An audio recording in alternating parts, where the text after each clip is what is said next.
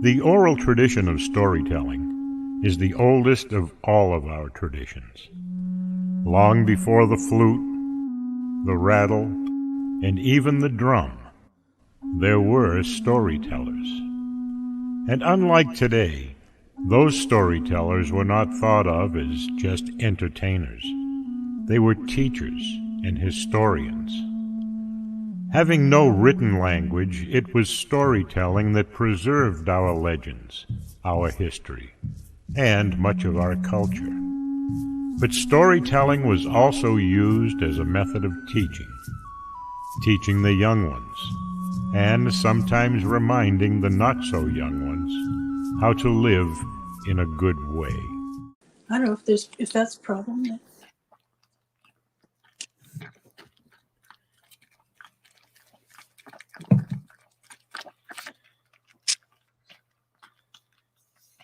Are we good to go, Nathan? Yeah, you guys are live, ready to rock and roll. All right, Okay. all right.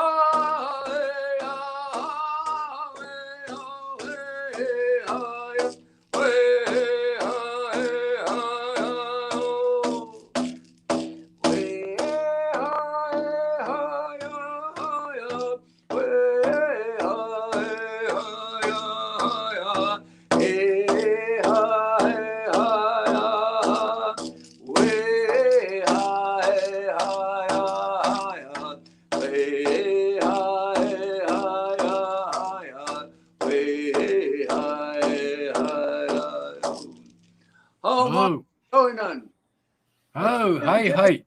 Yogi sagak no down and Kia Bogic skating cock yogi guan, ni na magi going skate. Antene Messer ski or tuck a repomotian, a comina Kia Pococa perichanan, especially in my life. Kia Pococa perichana, a quindi was him suck me na. Ha no down and Mr. Higgy with Chayak.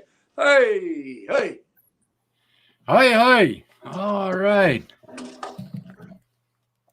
Boy, all right. You gave me a real boost there with all your energy. I never think I was going to sing that high. Cool. Yeah, that's what it's all about. You know, that's really interesting. We have a podcast we do every week as well, Winston, if you don't mind me calling you Winston. But we start our podcast with prayer, because in this versatility of approach, we don't want to compromise our dignity or our culture, but we always start things in a good way with the offering of prayer to the Creator, to make sure that the questions that are asked or the discussion that had that we have, if it's somewhat of a spiritual sense, that it's accepted based on this venue, eh?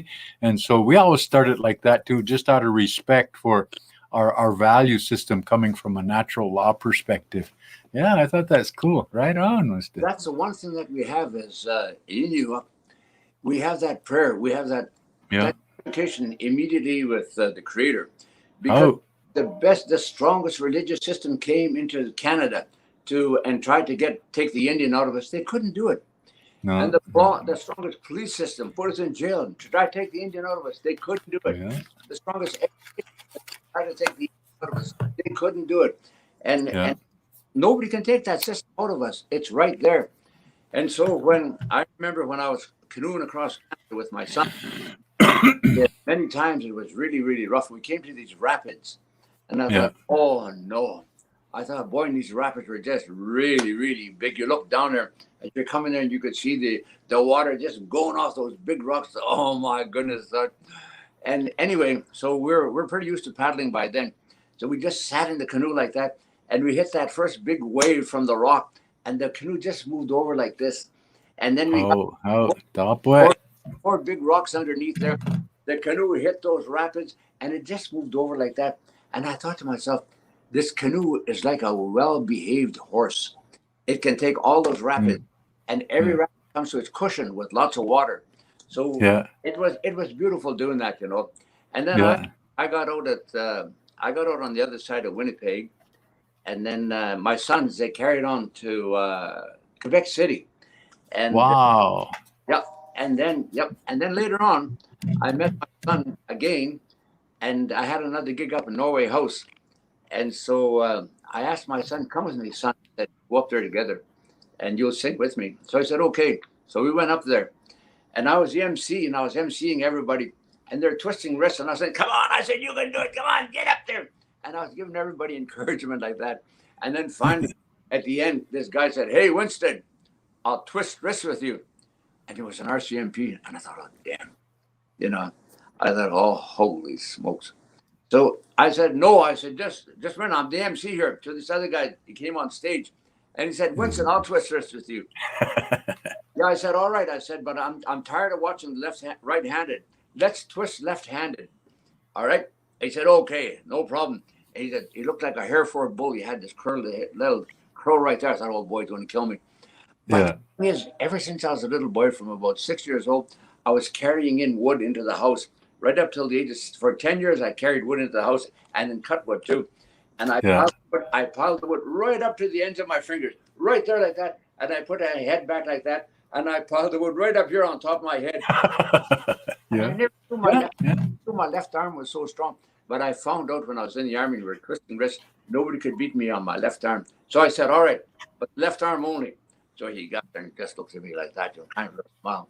I just looked at him, and go. And we went there like that. We held each other like that. And I thought, oh, I should have put another log on the fire there.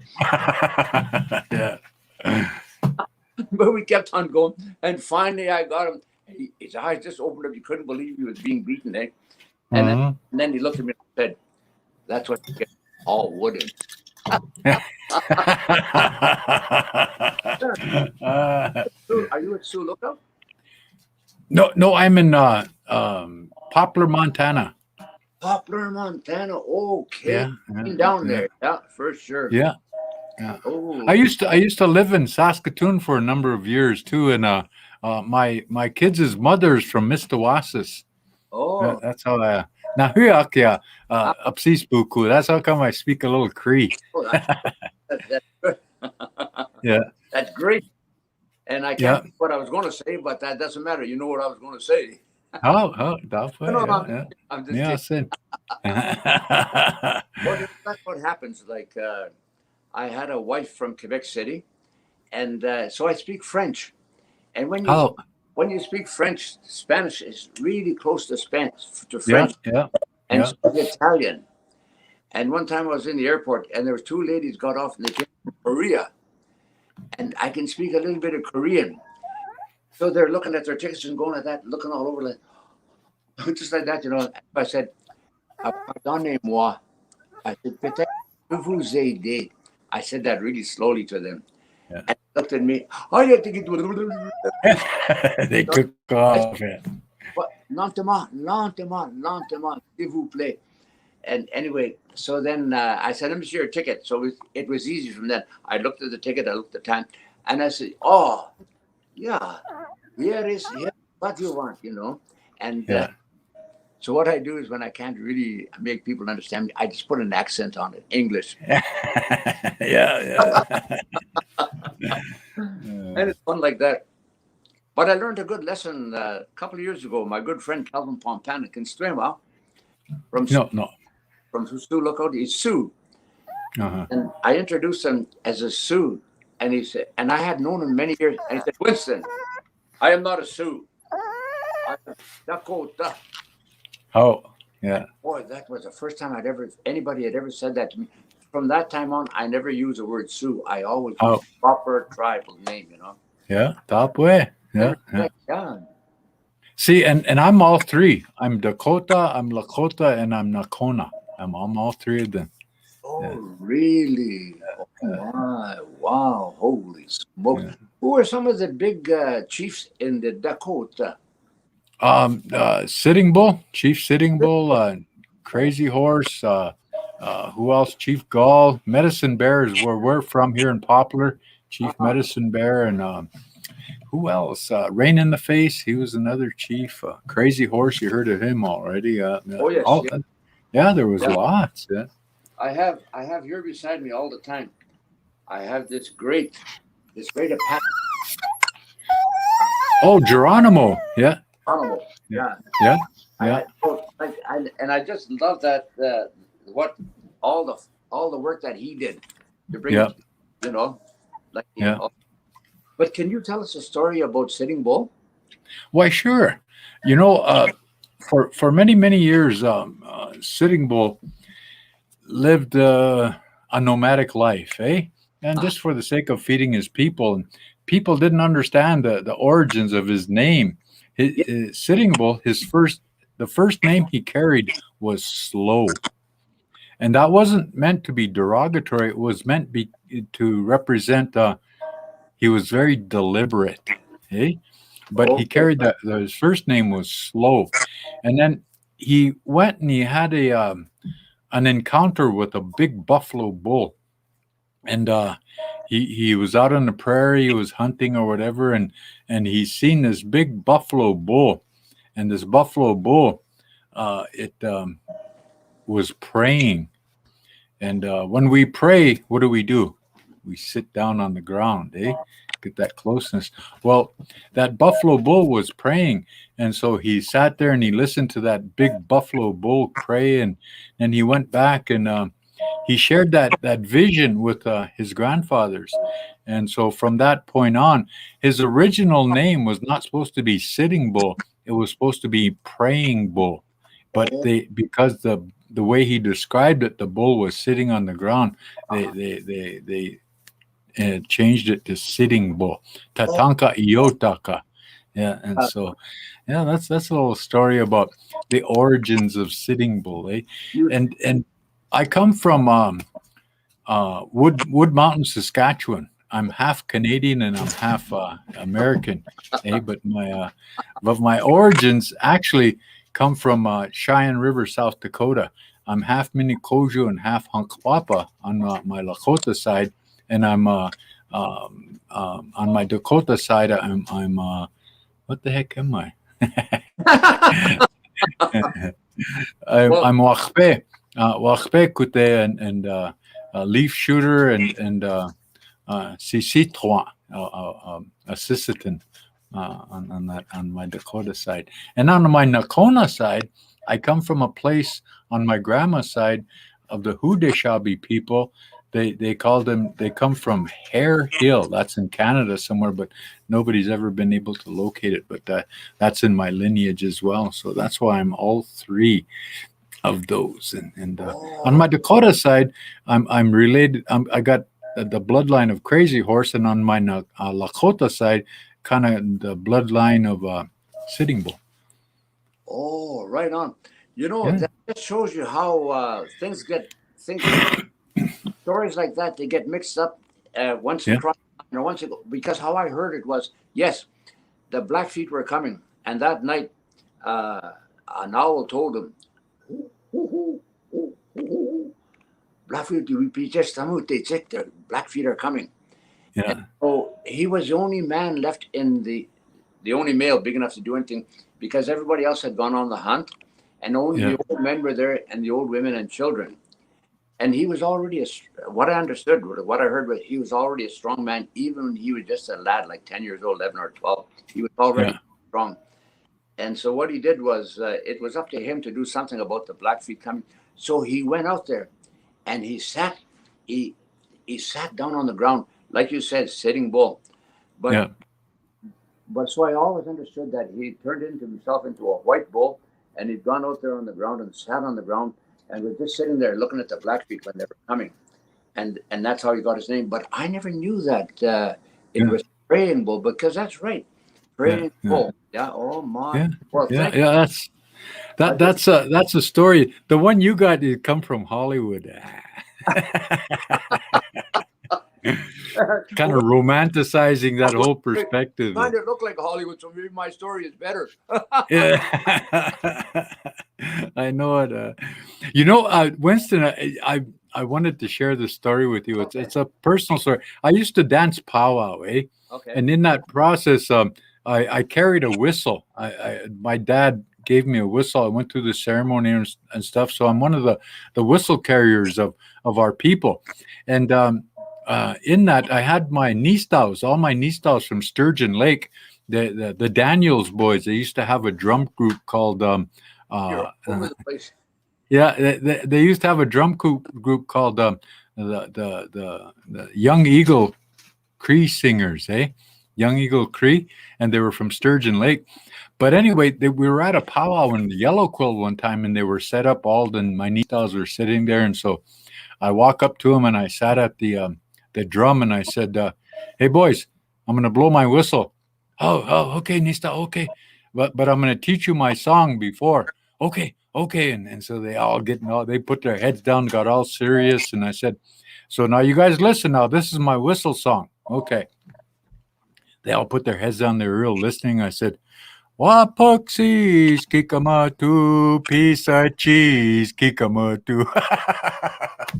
They all bust out laughing. I was racing on with them. That's an old Winston Wuttunee song, I said. You know what? I was in Vancouver Island, probably about 25 years ago, let's say 25 years ago.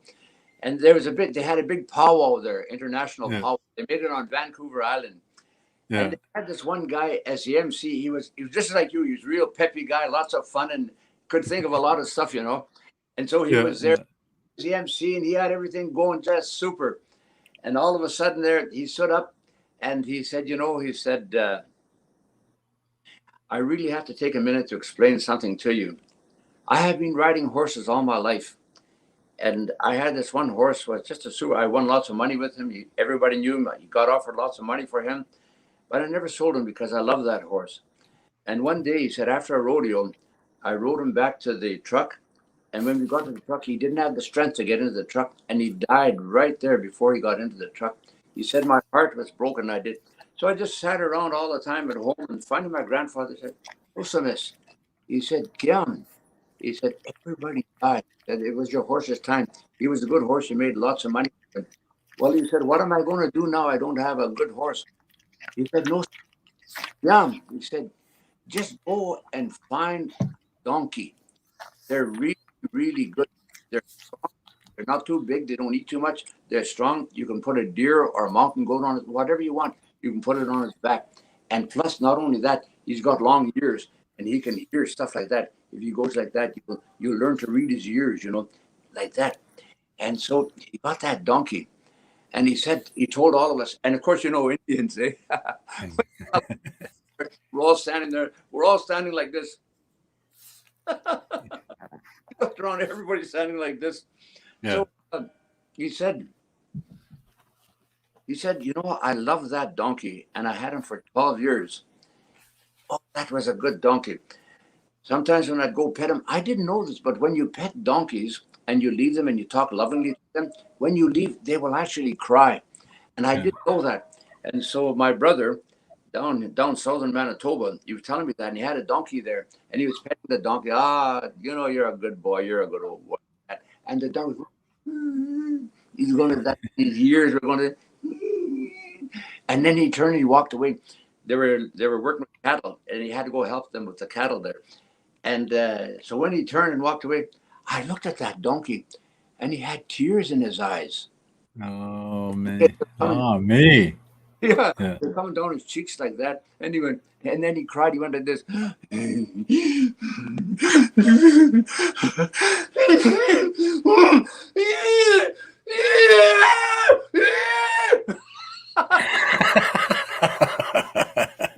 So then I tried it, I tried it. I went there. I had to try it too.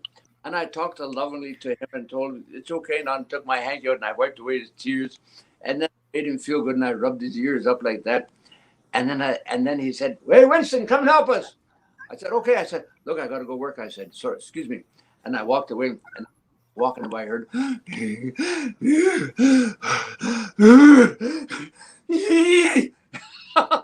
I got far away and I wasn't coming back in.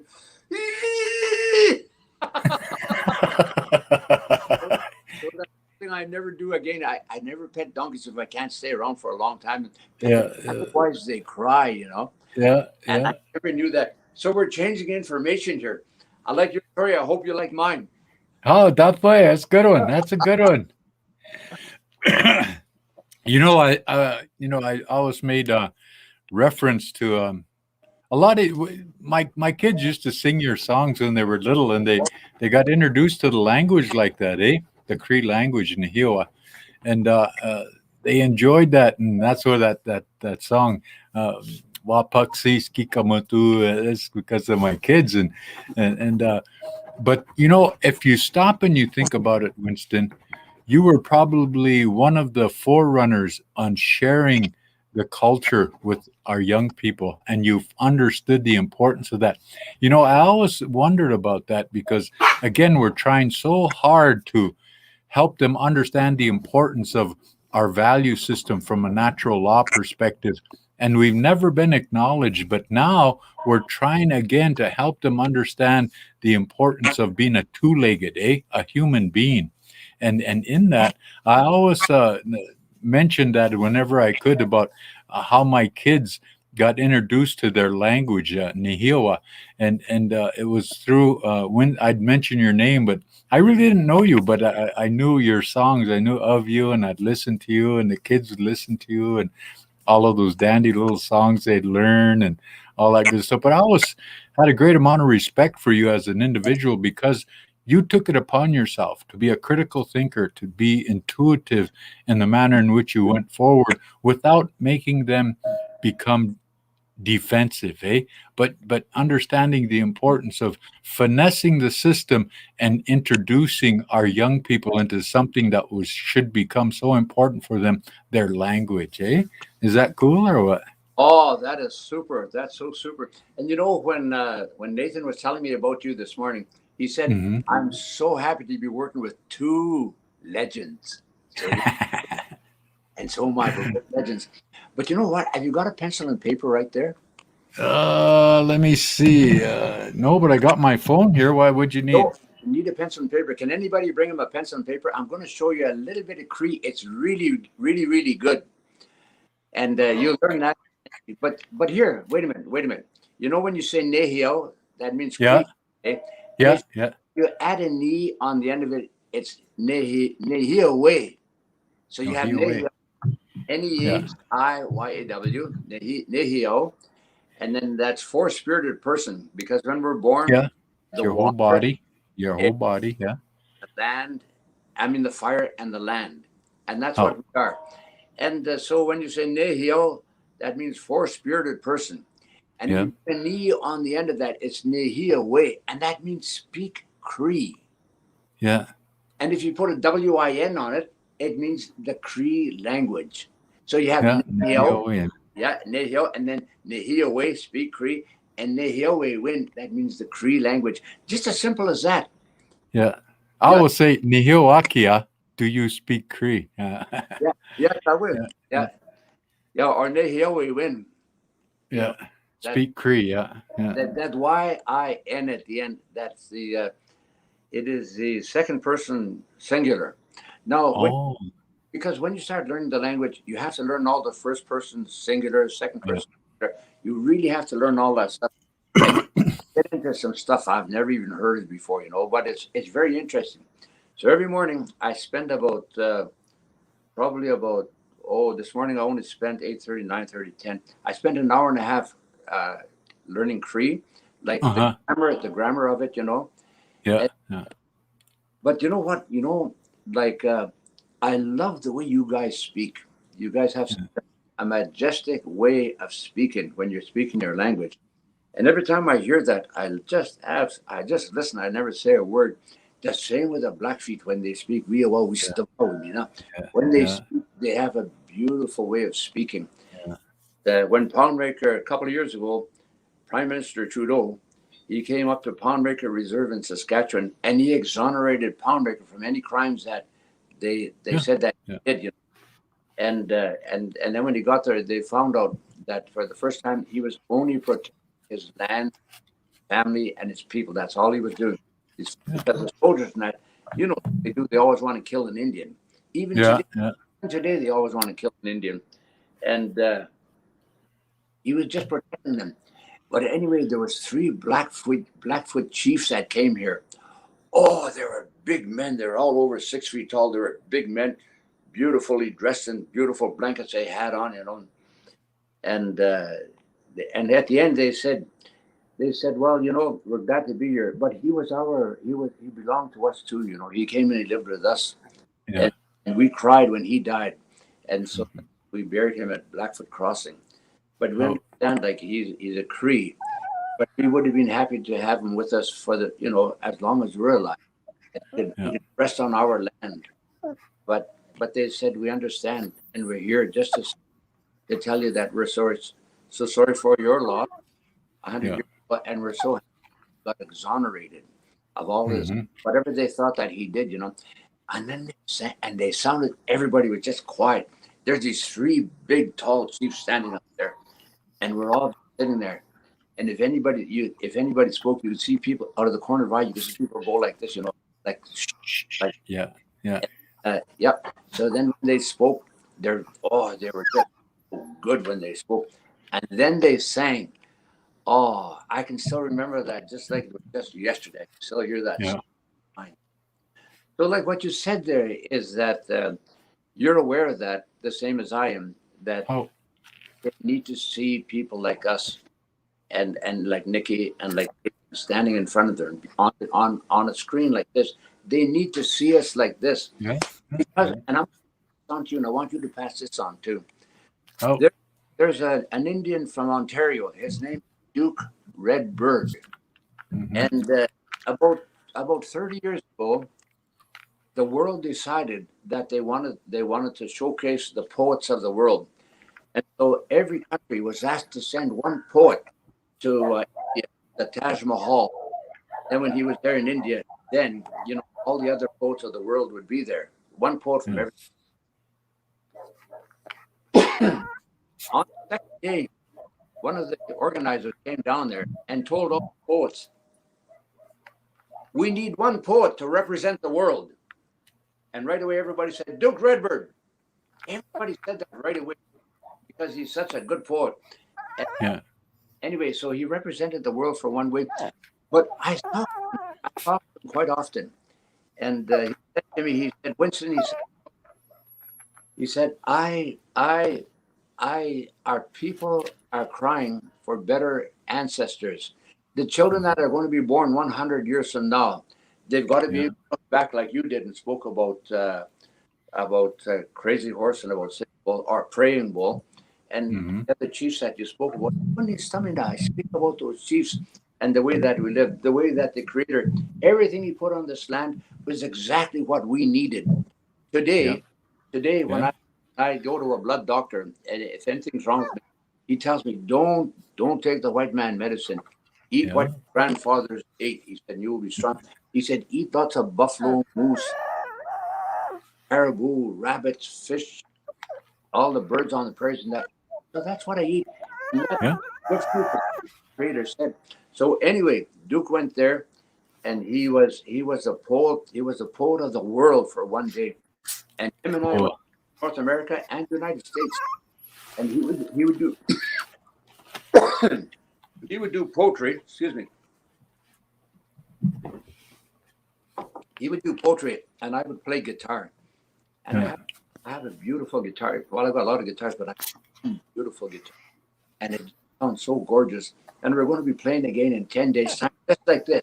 He's going to be and I'm going to be here. I'm going to be here, and I'll be playing guitar for him, and then he's going to be doing that. And you know, we had such a beautiful time doing that. He was a great poet of the world, and like KFK used to phone him when he had a big party, and say, Duke, can you give me a poem, please? I've got some company here, would like to hear you. And he said, what would you like? And he would say, can you do me that poem of Old Woman? And that's a beautiful poem. And so, like, there's many of us that have stood up, that have stood up, like Nathan stood up, and he got this podcast going. Yeah. And I see behind you, I see a picture of an Indian on the wall behind you. Look behind Yeah. for a second. Yeah. That's Yeti. Oh, hey, Yeah. right. Boy, that's a good looking picture. Yeah. How did that dog get in that picture? That's my baby. I was. I don't want to hear anything like that. But anyway, yeah. So Duke says we have to give our children 100 years from now, we have better ancestors. And Yeah. I tell people that, and that's part of this, you know, we have to become better people and better ancestors so they can look back at us and be happy that, you know, that we gave them something. Yeah, that legacy that we're leaving behind, and you can in our language, we say nak e nula wa'u, and what that means is we're preparing ourselves for that mystery, and that mystery I make reference to is the mystery of death, and how we prepare ourselves is we're good to everything and everybody as well as we can, and so that helps us to understand that the importance of the legacy that you speak about is how they'll remember you,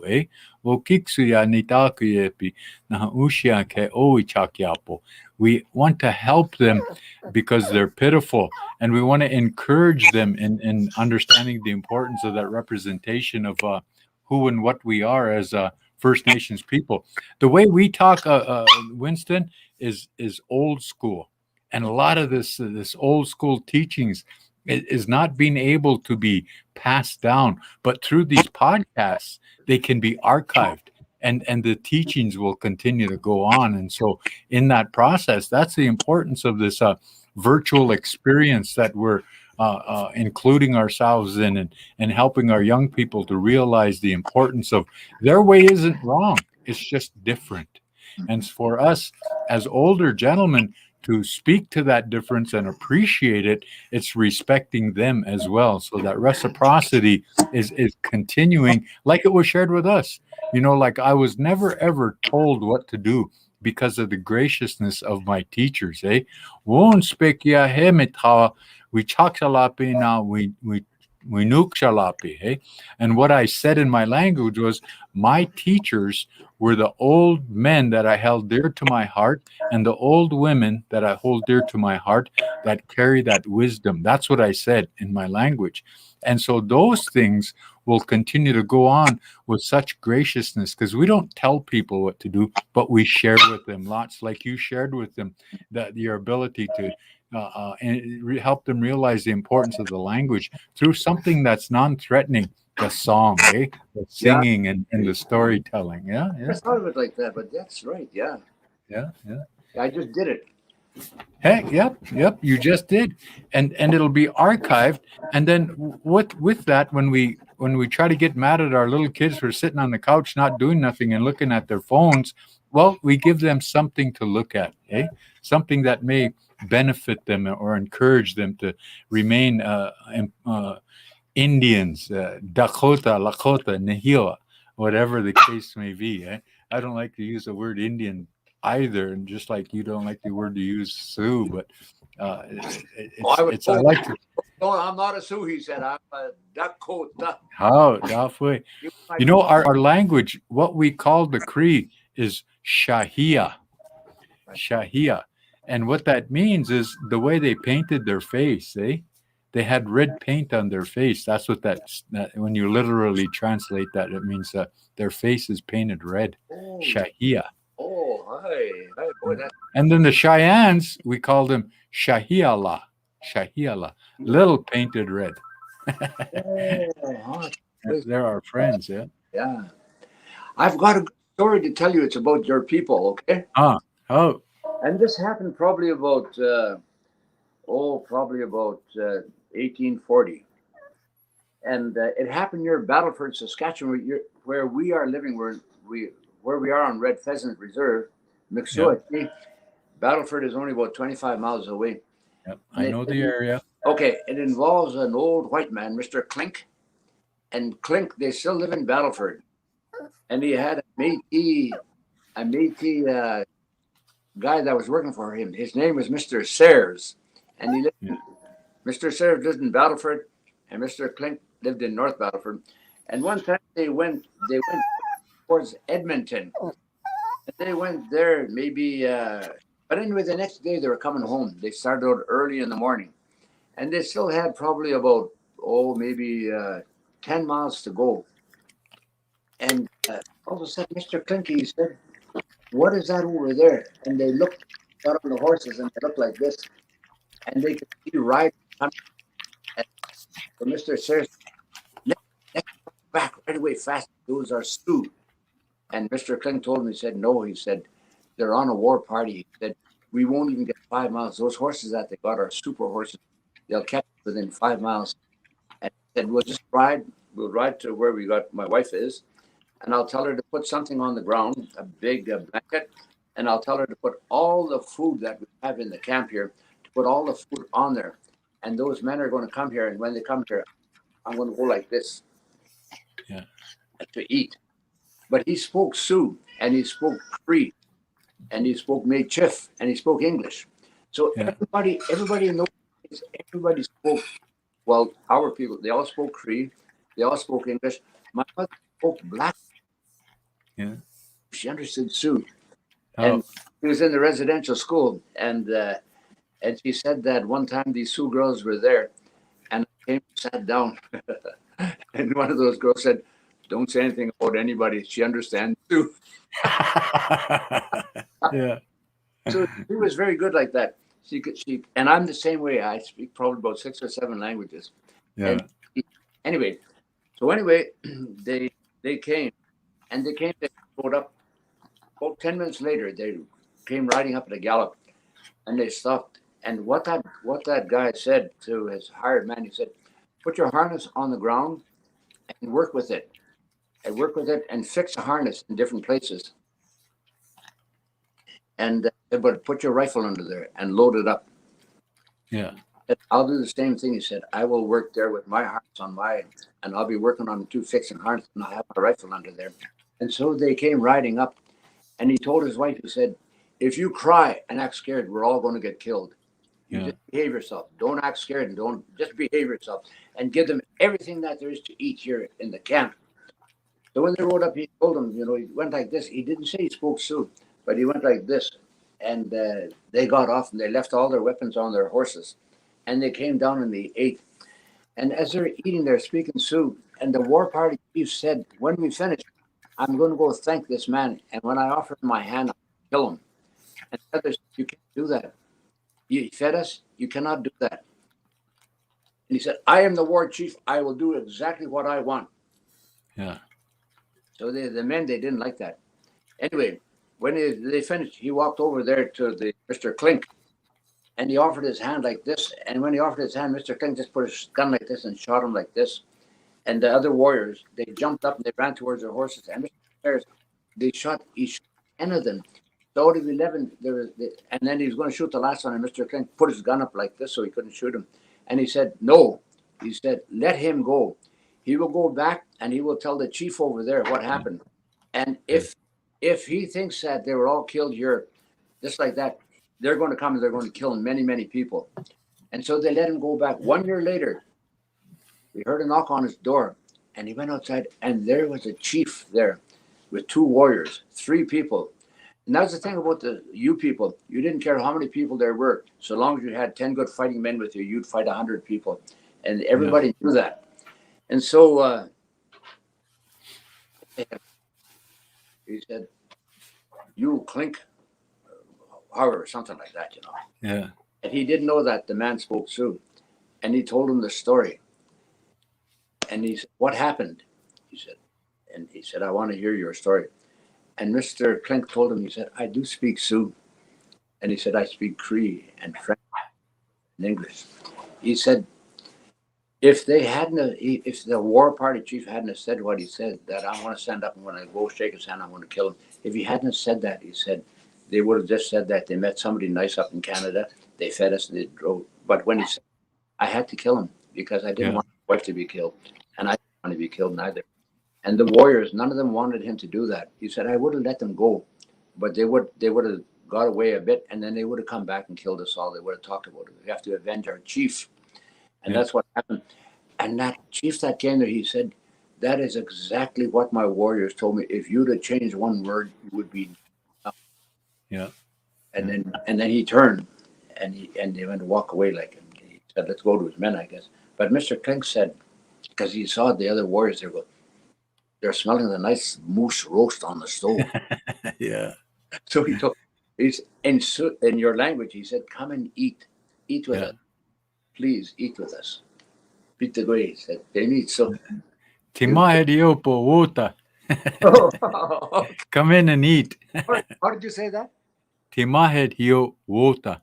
Timahediopo. Oh, okay. Right on. Eat. Come in and eat. Yeah. So they came in and ate, and they remained good friends right until both the old men died, you know? Yeah. So that is how important it is to never tell a lie.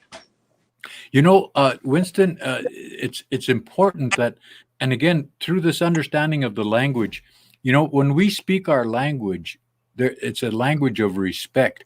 We have no sarcasm or facetiousness. So what we mean is what we say, and what we say is what we mean. And so in our language, we say, "Wowi chaki ob omani." We walk with the truth. And so in that really is significant to us, for us, because they call us savages and stuff like that, like we got no morals or ethics. But see, that's a lack of understanding they have of us. Wait a minute. I want to tell you something. You know what they called us savages? They knew what savages were. They had the church, they had the educational system, they had the government, they had the soldiers. They went all over the world and fought everybody. And English had the strongest warrior in the world, and so they had a way of they could win anybody. So they knew what savages were because all they saw were savages all their life. Amongst themselves, Yeah. So they knew the word savage. Well, Nathan, keep Winston occupied. I got to run to chase some rabbits. I'll be right back. Oh, gee whiz. Well, anyway, that's so nice, Nathan. I'm so glad that you have this. Yeah, you can. Good morning. Good afternoon. Dance. How are you? I don't think I'm on here. I am fine. I don't think I'm on. Can you hear us? I can hear you. Oh, I'm good. Yeah, I hear you, Nikki. Yeah. How are you today? Well, I'm really good. You know, it's 4 above here. Oh, wow. Yeah, it's warm here too, but it's windy. Oh, it's not windy here. I got a flag outside. It's just dangling down like that. It's barely going like that. Very nice. Very beautiful. How are you enjoying the conversation with Tommy? Well, I tell you what, I could probably, I love the conversation, and I know that I met a man in about 5 years ago, and I'd hired him for the next year, and I told him I was going to give him $5,000 for the week, come with his wife and his children, and then he died. No, he got killed, and I was just so looking forward to him this past summer because he knew something about everything that was indigenous. He knew about it.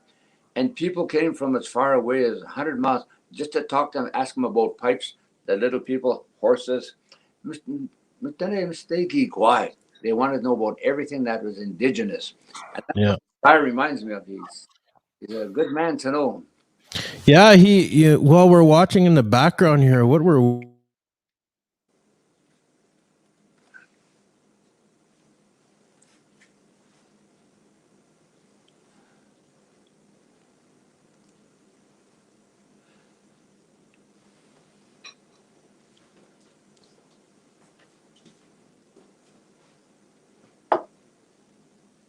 Oh, can you hear us now? Oh, now I can hear you. Perfect. Good. Okay. No, I can't. Now we can too.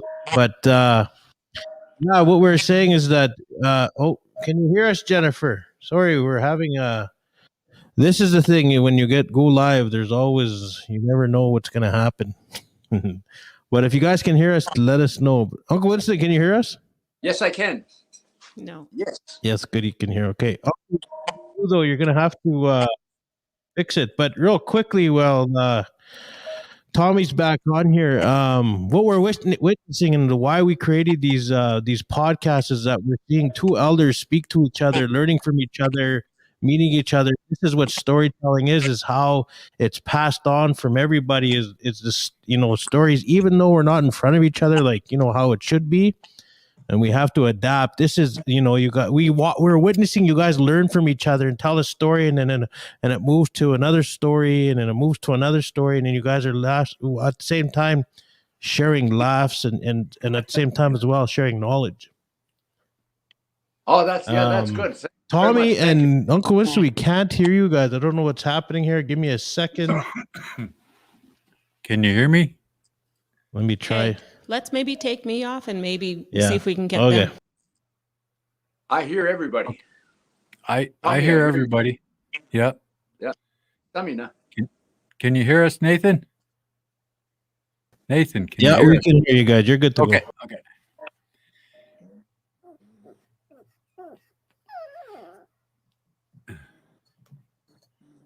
Are you good to go? Yeah, you guys are good to go. Oh, okay. Go ahead, Winston. Oh, okay. Yeah. So anyway, I was down I did a podcast in Ontario about 2-3 weeks ago, and what they talked about there was stirring the sacred fire every midwinter. And I wonder why they do that. Those were the oh boy, I hardly ever hear their name, but they're down around the Great Lakes. And they said they stir the fire in midwinter just to give thanks to the trees that they're going to be seeing them pretty soon. And the memory. Ojibwe? Oh, yeah, it's down. No, it's not Ojibwe. It's down around the other side of Toronto. Oh. And they have. Sherry, you remember? No, it's not. It's south of Manitoulin Island. But anyway, they do that down there, and everybody has ceremonies.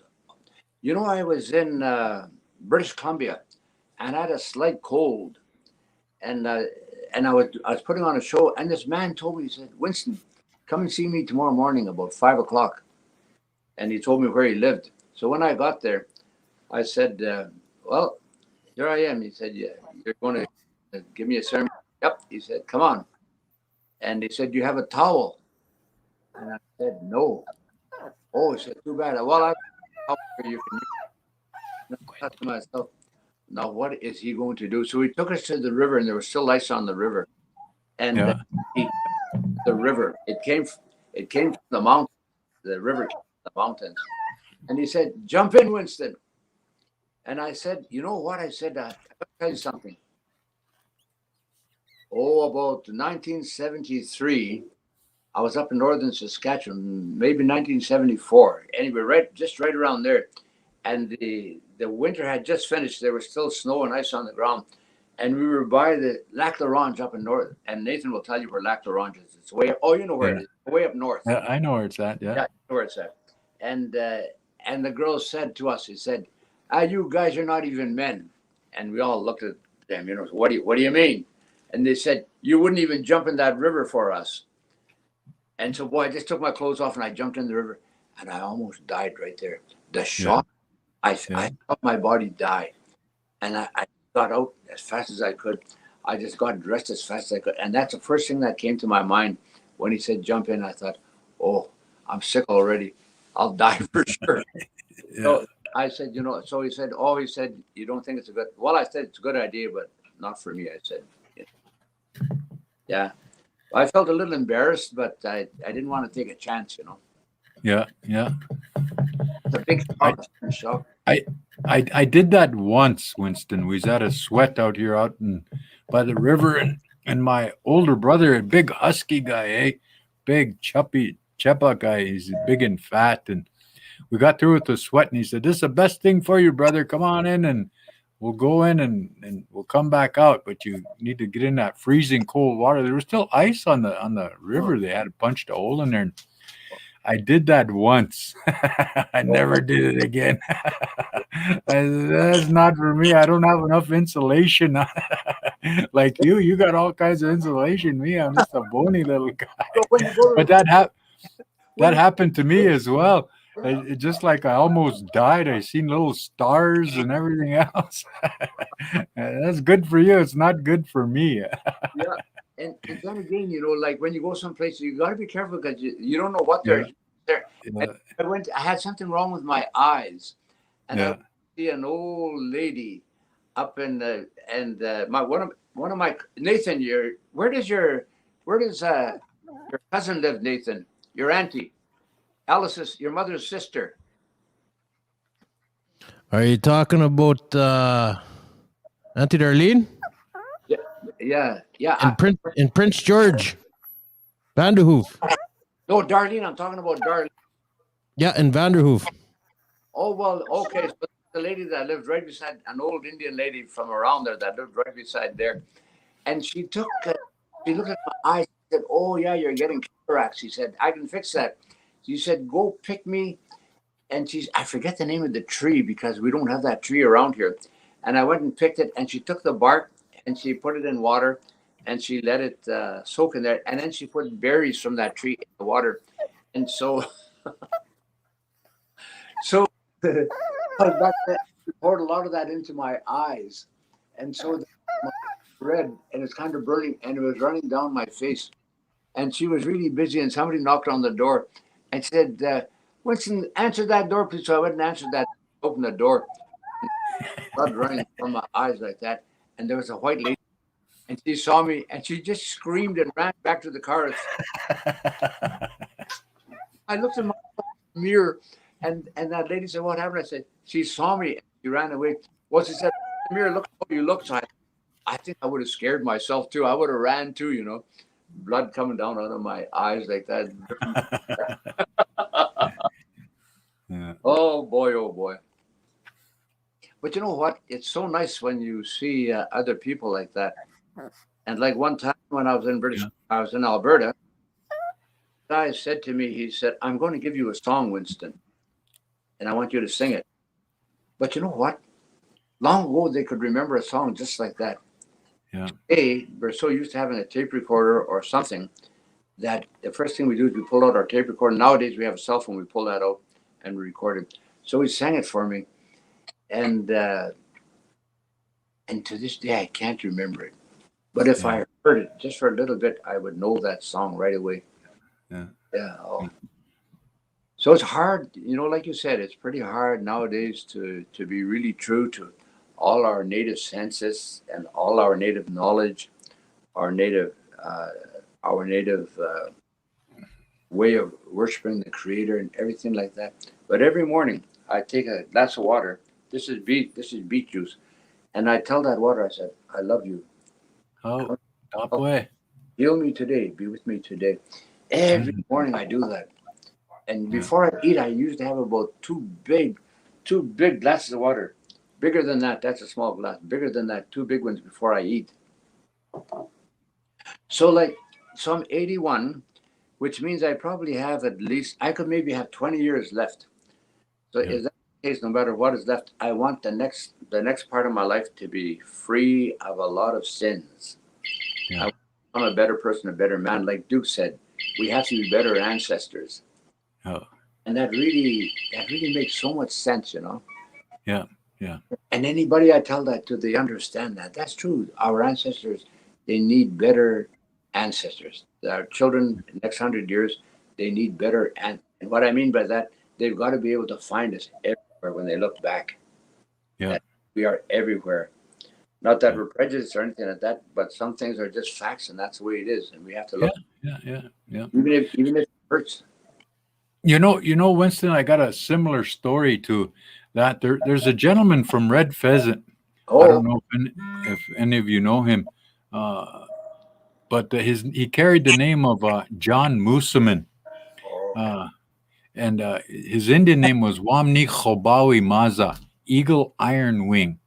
He was a medicine man, and me and my dad, Mato Pewaka, Max White, we went up and we visited him. Oh, this must have been 35, 40 years ago. And they were visiting, they were speaking, they just spoke Nakona, eh? Like John, he spoke Cree and he spoke Nakona, Assiniboine as well. And but they were speaking, and then I had to tell my dad, well, we got to go home, Dad. He said, why? Because it's like a 10-hour drive to my home from Red Pheasant. And he said, why? I said, because I forgot my medicine and I had really bad kidneys then. And so he said, well, wait, I'll talk to my brother here. And so they were speaking in Nakona, and old John told me, he said, well, my boy, he said, is that your dad? I said, yeah, he's my dad. He said, well, if he's your dad, I'm his brother and I'm your dad too.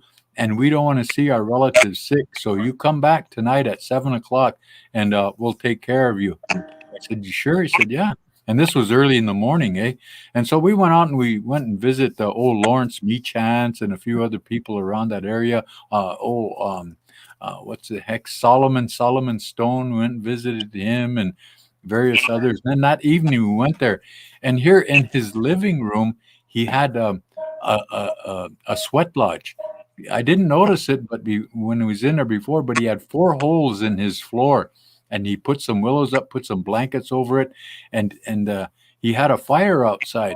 And so we walked in, and he said, what you going to do? He said, we're going to sweat. He said, your dad's going to pour. You're going to get in there. And John said, I'm going to sit outside and sing my songs. I said, oh, okay. And so we got in there, and I was just scared, really shaken, eh? He said, what's wrong? I said, I'm scared. I never did this before. And he took some powder and he put it in my hand, in both hands. Said, when you get all sweaty, he said, rub that over you, all over you, especially where it hurts. And so I did that, and we got in the sweat. And here old John sang those songs, and you could feel the eagle wings, that spirit that helped him come in there, and you could hear them. And then you heard a big banging on the floor, eh? And I said, holy crap. And then when we got out, after he doctored me in the sweat lodge, we got out, he made us a tea, and I drank that. And then the next morning, we went to bed that night, and the next morning, during the night, he asked me, he said, is there anything else wrong with you, my boy? I said, yeah, my eyes. I said, the lights give me very bad headaches, and so I have to wear a cap, and I even had to wear sunglasses at night. And he said, well, let me see. And so he cut me on each side of by my ears here, and he put some medicine in there. And he said, no, you'll be good now. And so anyway, after that, the next morning I got up and he took me outside. He said, look around, my son. He said, look around. All of this stuff that you see, that's our medicine. That medicine the white man gives you, he said, that's the same as what we got. He said, but it's that little plastic coating that's on that medicine that our bodies can't deal with. And it gives us all kinds of sickness. Although they're trying to heal us, they don't realize what they're doing. He said, so it's unnatural for us. He said, but what I'm going to share with you is going to be your choice. When you go back, don't go back to them. You don't need it no more. I said, really? He said, yeah. And I said, okay. So from that time on, Winston, I never went to the doctor for 30 years. From when he doctored me, I never went to the clinic, never seen a doctor for 30 years. Although I got a little ill or something like that, I had my own herbs and own teas that my dad made for me, that he would fix me up. And then when I did go to the doctor after 30 years, because I was sitting on the tribal council, I had to go to get checked up by a doctor because of health insurance. And so I went there, and they told me I had cancer. And I said, oh man. Then they sent me to a specialist, and he said, yeah, it looks like you got cancer. And so, do you want chemo or radiation? I said, no, I don't want none of that. And so I chose not to. And I said, well, if I'm going to die, I'm ready to die, and I'll go. This was like 6 years ago. And so I said, if I'm ready to go, I'm ready to go. And so in that interim, I didn't tell nobody, but yet my family was aware of it. And so they had a ceremony for me. And this gentleman come to there, and we did a UEP ceremony. They doctored me. And after that, I went, because I used to have to go to get my blood tested every week at the clinic, eh? So I had to go back and get it tested. Here, that 1 week I went back after the ceremony, the doctor took my blood, checked it out, and then he checked it, and he almost started crying.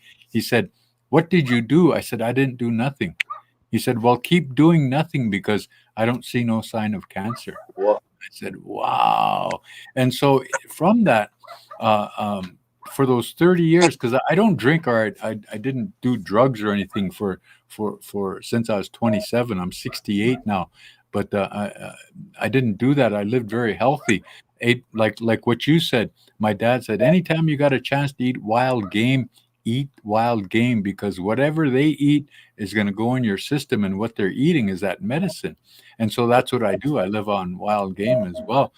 But that whole process, what I'm sharing is, I'm not special, I'm not chosen, but that's the effect that our way of life can have on anybody that is contending with illnesses that they see so extreme, eh? And then the sad thing is in a non-Indian world, they call those miracles. In our world, we call them just a way of life, because we accept them, because that happens so much. We see so many miraculous things in their world that they refer to as miracles, but in ours, it's just, oh, wait, we know that we can heal it. But in that 30 years of living healthy, I never really had the need to think negatively or anything. Did a lot of ceremonies, helped a lot of ceremonies. Wasn't trying to be pious or self-righteous, just a common man. In our language, say, just live that common life and live off the land and all that good stuff. But I'm telling you, those things, well, I'm sharing with you, those things that happen are amazing as it relates to their reality. But our reality is different. It's not wrong. It's just different. And so what we share is an opportunity for these young people to understand the importance of this natural process. The body will heal itself, but because we live so fast, we don't never give it a chance to. So once we give it a chance to, and we conduct ourselves through this protocol and follow it as well as we can, it's very, very effective, because the mind is very strong, eh? And so I didn't want to bore you with that, but it's an acknowledgement of our way of life. No, it's an acknowledgement of our way of life, because you live that and I live it, but we'd like to share that so the young people can see the impact it has had on us, eh? We got to this point because, again, the Creator, or this spiritual energy, it guided us here. It's helping us to continue to perpetuate this way of life, and that was manifested way back in time immemorial, eh? Since the beginning of time, we lived like this, and we still live like this, and it's a beautiful way. So yeah, I hope I can make 101. Well, I hope so. I got to tell you a quick little story there. I was talking to Nathan's niece, and she's a lawyer now. Maybe you know her, Kelly. Oh, that's his cousin. She's a lawyer in Saskatoon. And so we were talking there one night. I wanted to ask her how her dad was doing. Incidentally, how is he today? Oh, I guess he doesn't hear me. Anyway. And she said, well, Uncle, she said, you must eat pretty good because you always look so healthy. You don't even look like 81. No, I said, actually, I do eat good. And I said, I eat good because I recognize that, like I'm an alcoholic, but I've been 45 years sober. But during that I was drinking, my body was just had it. Yeah. And, so I started eating good. I started drinking water. I started getting rid of a lot of bad stuff in my mind and everything like that, just to be a good person and to be a healthy person. Yeah. And, and I had a heart attack in 08, and then so when I did that, oh, that scared me, and I went to see the doctor, and he told me, he said he put a stent in my heart. Yeah. Said, just be careful what you eat, he said. And you should have seen me. I was so careful. I didn't drink any tea with milk, coffee. I didn't eat sugar. I didn't eat any bread. I didn't eat any potatoes. All the things they told me not to do, I didn't do. I really did. I was so scared. And when I would walk, I'd only walk from here to across the street, and I'd be very careful. I'd look to make sure that my eyes were okay. Didn't see a car coming. No car coming over there. Then I'd walk across the street, and I didn't walk. Anyway, I was like that. And so I told her, I said, when I had that heart attack, that smartened me right up. I said, being careful how I ate and how I did that. Now I said, I see a blood analyst, and he tells me, don't eat anything the white man eats. Just eat everything your grandfathers ate. Yeah. So I eat all those animals, and I eat all of that stuff. And buffalo, when I eat that, within an hour, I just if I'm down like that, within an hour, I'm looking for work outside to do, and I feel good. So anyway, I was talking to her, and I was kind of carried away with myself. You understand what I mean? And I said, I said, like the way I'm eating now, I just eat what my grandfathers ate, and that's what you should be doing too. You should be eating what our grandfathers ate. And I don't do this, and I don't do that, and I don't do this, and I don't do that, And she said, well, that sounds really good. Well, she said, well, how long do you think you'll live until? And I said, well, the way I eat, I don't smoke and I don't drink. I don't eat candy. I don't eat salt. I don't eat gluten. And I gave a whole list of stuff. And I said, I'll probably live to be about 200 years old. And then she said, really? I said, oh, yes. Well, that's the way I eat. That's the way I live. I'll probably live to be that old. And then I said, why? How old do you think you? I said, well, how old do you think you'll be when you die? Well, she said, I said, because that's what it is. We have longevity, good longevity. And she said, well, after learning everything that you told me now, I'll probably live to, I know I hated to say it, but I had given her the facts. She said, I'll probably live to be at least 150. And I said, what? What do you mean you live to be 150? Don't tell anybody that. You'll go to the mental hospital right away. They're crazy. Yeah. Well, Uncle, she said, you just said that you'll live to be 200 years. I said, I did. I didn't mean 200 years. I meant 100 years. So she gave some credence to my story. So she was going to live to be 150. Oh, it was so funny. Yeah. But those old people there, I had one old man that stayed with us quite a bit. And everybody used to just love that guy because he was 102 when he died. But he always had good stories. And he would always tell you a story. And it was funny because he was blind. That wasn't funny. But what was funny was this. When he'd be talking to you, and he'd make a point. He said, oh, yes, he'd say like that. And he'd go like that. So he'd go like that. You had to watch where you were sitting. He put so we were all sat close, and we're all used to doing this, getting out of his way. But he died. What happened was, I really feel bad about this. I was living in Vancouver, and that night somebody came and pulled my blanket like this. You know how they do it. The spirits do it. Yeah. And so I phoned my mother in the morning. I said, Mom, oh no, and she said, it's probably your grandfather, because he was all 102. And I said, oh, yeah. And then I thought about it. Anyway, sure enough, it was him. And so I was living around. At that moment there, I could not get out to Saskatchewan. Couldn't make it. And so then I didn't make it. But I lifted my pipe for him, and I prayed for him.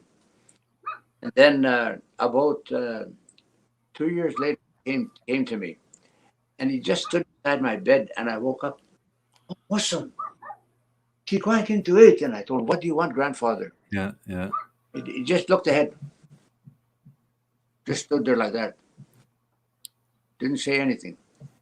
And as I was looking at him, all of a sudden I noticed a big spirit behind him. And that spirit had an eagle feather. And Yeah. I took that eagle feather, and he began to go all around his head, like all around his head like that. And on the other side, in front of his eyes, both his ears, his nose, throat, his heart, his arms, everywhere, all around him that slowly. It did that to him. And then they just disappeared. And then I had a show up in northern Saskatchewan at, anyway, up in northern Saskatchewan. And I had a buddy up there. And so he was the guy that got me the show. So I went there. And I thought to myself, I have just been given something by people. Those people up there were very traditional people. And I told them, I said, this was given to me. My grandfather gave me this the other night. And I told him what happened. I said, and the way he used it, I think he gave it to me because he wants me to use it. So I'm going to hold that feather up like this. And whoever wants to be blessed by this feather, I will do your ears, your eyes, your nose, your mouth, your mind, your neck, your shoulders, your arms, your heart, your whole body, and I'll do it all around you like that. Yeah. What that spirit did that was with him. Yeah. So there's big lineups. So I did everybody like that. Oh. Yeah. And so then again, about 2 or 3 years later, they came back again. And this time they came back. And this time that spirit that was behind, he kept standing beside me. I woke up and I knew that something was going to happen. Anyway, he had that smudge. And as soon as he had that smudge, he took this eagle feather. And with that eagle feather, he rubbed the off my grandfather. Anything that might be hurting him, he rubbed it away like that. And so I went again. Now I had 2 feathers. And both of them, and what I thought was, if you got it, use it. Yeah. You don't have it. If you got it and it's been given to you, then use it. So I explained that at a big Indian conference. Put my arms up and I said, this feather here, this one here is to bless you. And that'll bless you all around you, your whole body, that'll bless you. And I said, it was given to me by my friend, and everybody knew him. And I said, this one here is, they came back to me again, and this one here, take away any sickness that you have. And then the Baptiste boys were there. There's about 10 singers there. And I asked them, I said, could you guys all that while I do this? So they about an hour. And after about an hour, everybody had come through like that. So that's right. We have beautiful gifts. And if we don't use them, we lose them, Yeah, we have exactly. and I'm not shy to use those gifts. And I use them wherever I go. And I use them on myself. I use them on my wife, my children. And my children, they know that I love them all the time because I always tell them I love them. Yeah. My father, I don't think my father ever told me that once, but my father was a beautiful, beautiful. It's just that he wasn't vocal like I am. Yeah. He was quiet. And you understand what I mean. Oh. Yeah, that way. So anyway, so that's why that so I'm 81. So I'm trying to get to be 100. And during that time, I want to become a better man than I ever was before. But right now, more people are coming to me now. More people are asking for my advice. More people are coming to me. Yeah. And you can imagine, I know you're healing people all over. And I've got people all over that I've got once a day just to keep them alive, make sure they don't commit. Yeah. Stuff like that. No relish, no relation, but other people. Yeah. So I am happy to be here. Now, having said all of that, when I was born, and I want to tell you this little story about Winston. Mm-hmm. It was in 1940, and Winston Churchill had just got the United States to come and fight against Hitler, and he also got Canada in there. So when I was born, Dad said, call him Winston after Winston Churchill. So they called me Winston after Winston Churchill because Dad really admired Winston Churchill. Yeah. So I had that name, and Dad told me that, so I understood that. And then those old men, we moved into Battleford because Dad wanted all the kids to get an education like in Battleford. So I have one sister, a doctor, and I'm a doctor too, incidentally. I got an honorary doctorate from the University of Manitoba 2 years ago. And part of it was because of all the work I did, Yeah. And you know what? And you too, I think you're in line for that if you want. Because up here, what they're doing in Canada, at the University of Victoria. You can go to university there and you can get a degree in powwow singing. Yeah. You can get a doctorate in it. You can get, and that's Indians that have brought that to the university and said, you know what? Like when I was in university and I was taking music, the professor told me one day, Winston said, I've talked to you. He said, I'm going to advise you to stop university. He said, we can't teach you anything. You already know everything. Yeah. Yeah, we can't teach you anything. So we're just going to make it bad for you because you know everything that we're talking about. And I thought to myself, well, yeah, because that you know, like he gives me everything. Yeah. And this morning he gave me a beautiful song just before I got on here talking. Just a beautiful song, and I didn't record it, but I sent it to a friend of mine who's a doctorate. He's going for his doctorate in music, and he wants to work with me, so I'm going to work with him.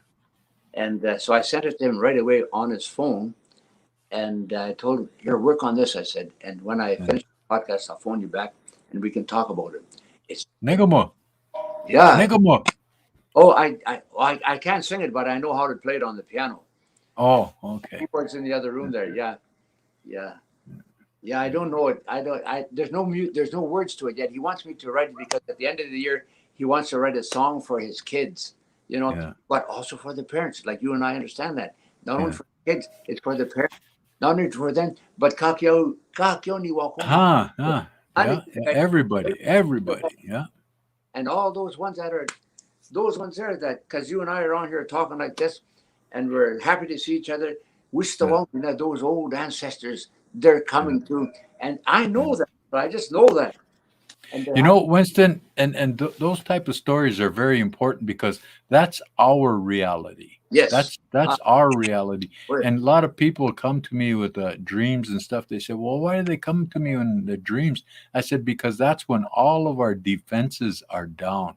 We're not trying to be afraid or protect, but when you're just sleeping and calm, your grandfathers, grandmothers will come to you and help you understand the importance of your purpose and your dedication in life through that."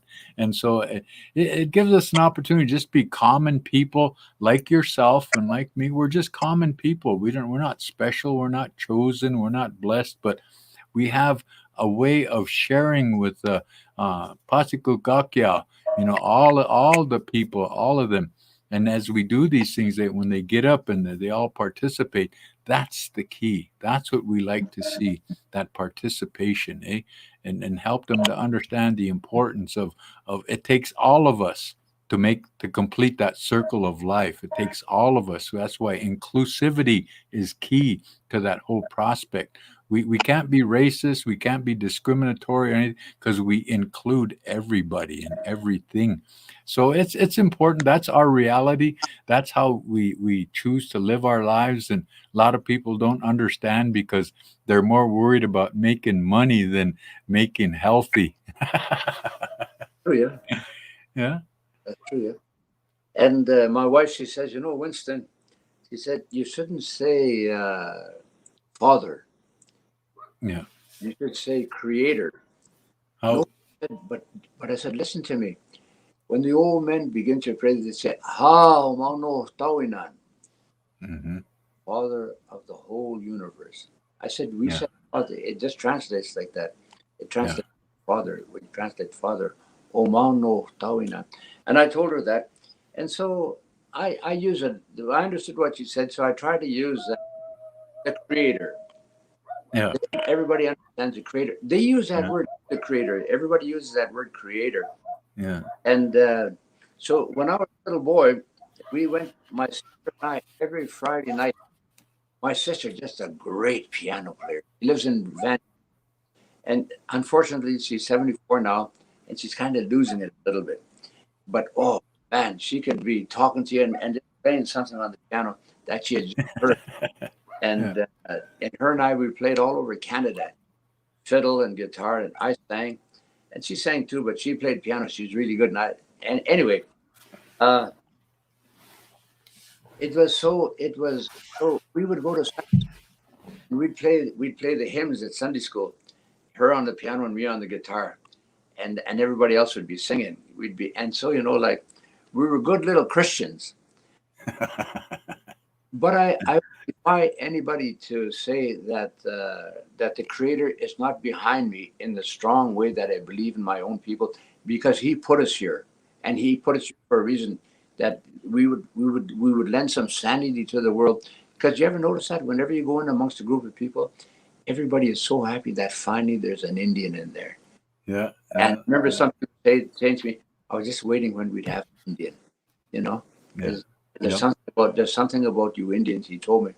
So anyway, my dad, he said to me when I was about 10 years old, "Son," he said, maybe have you started thinking about your future?" "No," I said, "no, I haven't thought about it." "And how's your time there?" "Are you supposed to leave at a certain time, Tommy?" In about 10 minutes. "All right, so I'm going to tell it'll be my last story, and I'll let you close it up." Okay. Yeah. Yeah. So then he said, why don't you be a preacher?" I was a good speaker. Yeah. And I thought about it. I didn't say no. I didn't say anything like that. I honored him. And I said, "Well, let me think about it, Dad." So then I thought about it for about a week. And then I told him, "Dad, I don't think I'm cut out to be a preacher. I'm not that kind of a person. Really, I know I'm not, Yeah. But you know what? Over the years, Jesus has come to me, about 4 times. And every time he comes to me, I never know why he comes to me. But I'll tell you a story that just happened the last time here. We were down at Kagewistahow in southern Saskatchewan Yeah. about 4 years ago. And there was an Indian man that came to work for us. Oh, that guy knew everything about Indian knowledge. The little people, he knew all about them. He knew their songs, speak to them. People would come from 100 miles away for a week, and they'd come. He was supposed to be working with me, but people were always coming. So he had his own teepee, and everybody was coming to see him, to ask him questions, offer him tobacco, and everything. He was busy. Oinawa. Well, I'm not going to say his name because he passed away. And I'll tell you what happened. And so anyway, his wife was there every day with the children. They were always clean. They looked good. Their hair was, they were clean. They never made any noise. 4 little kids, they never made noise. Just a perfect Indian family.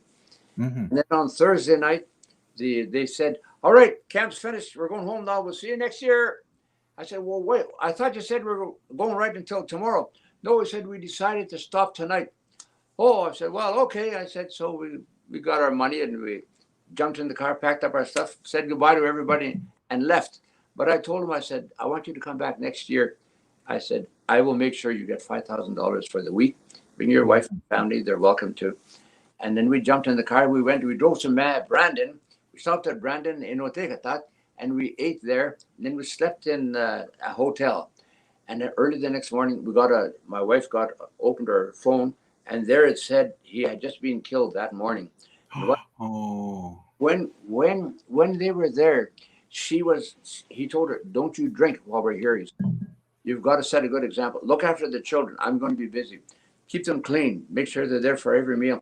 And so she was perfect. What he told her, she did perfectly. Yeah. And then that night, she went out drinking, and then Jerry got that message in the morning, and I said, "All right, we're turning back." So we turned right back, and we headed right straight to the southwest corner of Saskatchewan and the southeast corner of Alberta, Kinnickinnick. We went over there. That's where they were. That's where he came from. And we came in there. That night we stopped about 30 miles away in a B&B, and then in the morning we got up and we went there, drove there, and we stopped just before we hit the gate. And there was a Texas gate on there. And we stopped, and all of a sudden 5 pinto horses came galloping up to the fence where I was. And my wife said, "What's going on?" I said, "That's him." Well, she said, "What are you going to do?" I said, "I want to speak to him." So I told him, I said, "I'm sorry what happened." I said, "I'm really, really sorry." I said, "But I've come here to give my respect to your mother and father, your grandfather, and all of your people." I told him that. For about 5 minutes I talked. And then the horses, I said, "Hey." And then the horse turned around, they galloped away. We went down there, there's a big building down there, and I knew that's for everybody. A lot of cars down there. So I went down there. When we got down there, the woman came out of that big hall. She's marching like this, head up in there, just marching like that. You know, and I said to my wife, I said, "Hey, that's his widow." So I said, "Hey, come over here." Looked at me, and she just kept, "Hey," I said, "it's Winston and Jerry. Wait." So we drove down there, and she came back and said, "What's the matter?" She said, "I'm going home. They told me I killed their son. They don't want me here." They said, "Go back. We don't want you here. No, go away." Man. So I'm going back to Regina. Wait a minute, I said. We don't know you like that. The only way we know you is you're a very good woman. You're a good mother. You look after your children. You looked after your husband. That is the only way we know you. So stay here, please. We came for you, and his people too. And she said, "Oh, I'm going back in there." I said, "Take my hand." So she took my hand, and I told my wife, I said, "Hold her hand on the other side." So we walked in, the three of us, and she walked in between us with her head down because she was scared of the women. We got in there, and my cousin, the deceased, Pat Bugler, was the MC. "Oh, don't say Winston, you stuck in. And he said, "I'll call you up in about half an hour to speak to everybody." I said, "All right." So I told that girl, I said, "Just hang on to our hands." So we walked right to the back of the hall, and we sat down on the floor, way at the back. And then in about half an hour, Pat called me up, and I went and told the mother and father and all the relatives, "I'm very sorry. You had a beautiful son. Everybody loved him. He was beautiful. He knew everything about natives, and he was beautiful, And I said, "I just came here just to tell you I am so sorry. My heart is broken too." I said, because I had hired him for next year. And I said, "I just came to tell you a little bit." So and so we're walking away to the back, and all of a sudden I remember the last visit that Jesus had come to see me. And we were walking down the road in his country. And it was a nice day, but down the road we could see somebody lying on the side of the road, and we could see three men on the other side of the road throwing stones at that person. We got closer, and it was a woman, and they were saying, "Whore, prostitute, homewrecker, husband stealer," everything bad they could say like that. And she was like that, and she was crying. And I thought, oh, and I can't stand to see a woman cry. You're probably the same way. And so I rushed her, and I picked her up, and her head was here like this, and I was holding her like this. And the funny thing, I had a cowboy hat on too, and the thick hat, and those rocks were hitting me, but they weren't hurting me. And I was saying to myself, "Come on, Jesus, do something. You're the man. You can do something." And all of a sudden, those men went dead quiet, and I turned and I looked, and in Jesus' eyes, I could see him, and in his eyes, they were saying, "Ye who is without sin, cast the first stone." Yeah. And I told all those people that story, and then I said, "Thank you," and then I kept on walking, and all the women came rushing up. Oh, and that girl was just scared, and they said, "Oh, we're so sorry," and they were crying. They held her. Oh, it was so nice.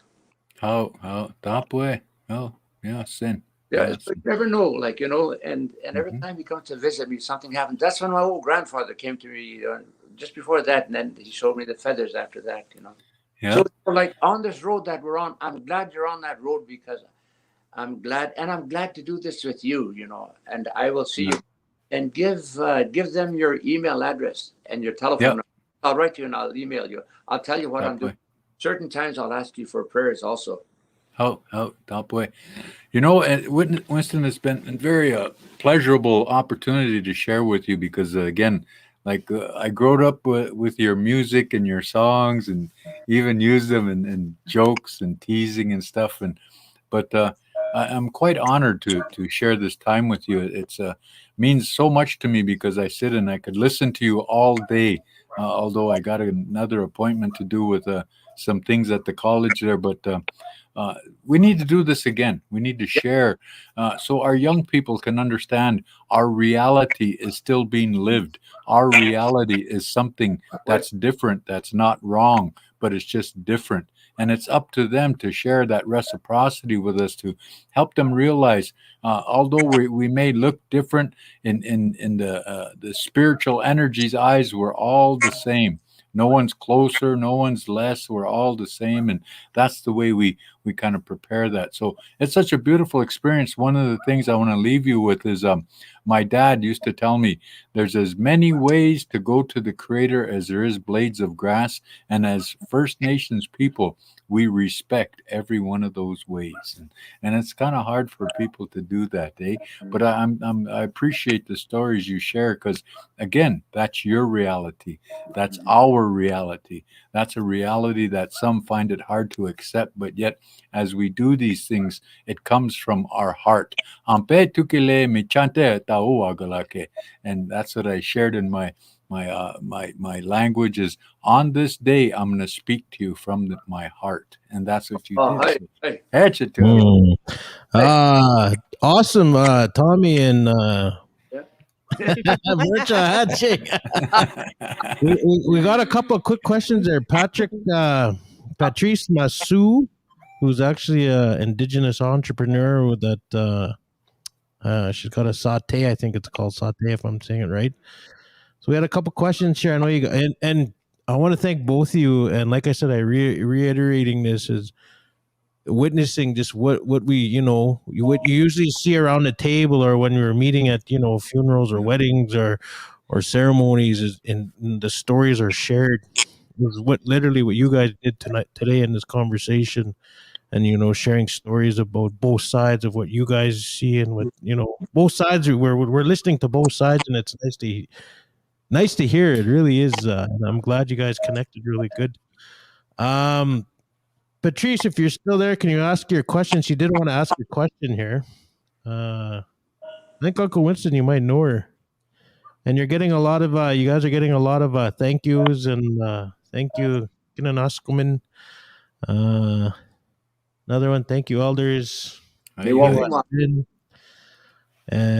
Right here. Sorry. I think this one is for Tommy. It was at the beginning of the podcast, but they just want to know, I guess, about Sitting Bull and Big Bear. I know you got to get going, but maybe that's something we can, when we do this, and I'm not saying if, when we do this again, Sure. We'll have a set subject. Maybe that'll be about Sitting Bull, and then we'll bring something on. Oh, there we go. Real quick here. Can Tommy expand on the comment you said about the many blades of grass? Why, sure. That's and again, Patrice, I really appreciate your question. It's a very good one. What it is, it's in our belief, we call it the Changleshka. It means the circle of life, and in that, everybody is involved in that circle of life as they look towards the center, trying to describe it. So in that, it's inclusive of all of mankind, all the two-legged. Huhu Nupa is how we make reference, and including all the human beings in that. One time an old man said, Lakota he macha tokehia, Lakota wa macha tokehia. You're all Indians first, and I'm an Indian first. And the one white guy sitting there said, well, I'm not an Indian. I said, that's not what he meant. What he was intending to share with all of us is you're all human beings first, and I'm a human being first. And so in that, that's an indication of respect where it includes everybody and everything in that circle of life. And so in that statement, there's as many blades of grass as we go to the Creator or to this higher spiritual energy that is the epitome of redemption.